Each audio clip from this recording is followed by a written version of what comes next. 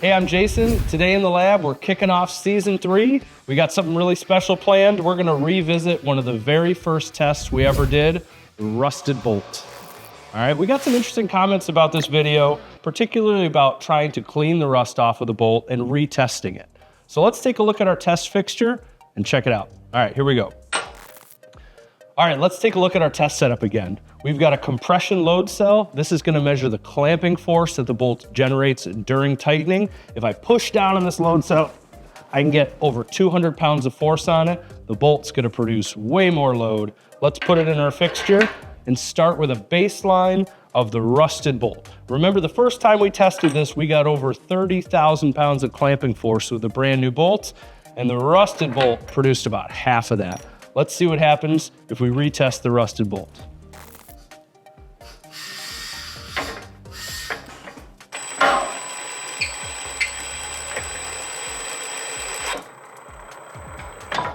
So the retested rusty bolt gave us 13,400 pounds of clamping force. We're gonna loosen this bolt up, add some anti-seize, retest, see if that lowers the friction, which will increase the clamping force and hopefully make this bolt tighter. Let's see what happens.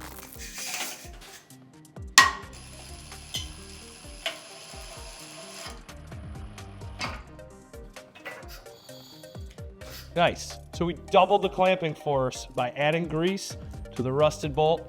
Not as high as it was on the very first run with new parts, but definitely an improvement. Let's try the next part where we're gonna wire wheel off all the rust, try it again. All right, so there's the wire wheeled bolt. We tried to clean off the grease as much as we could. We're gonna use a new washer because I don't wanna do any more cleaning.